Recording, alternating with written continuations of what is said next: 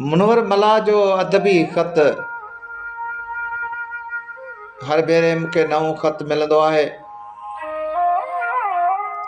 हर भेरे मूंखे नओं ख़त मिलंदो आहे। हर ख़त में दिलि घुरी वञे थी ऐं जवाब न आहियां लिखंदो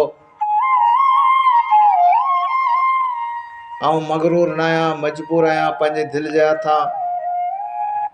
हर ख़त में लिखण वारे जो इज़हार ऐं पतो लिखियलु आहे। मूं वटि इज़हार जी आज़ादी न आहे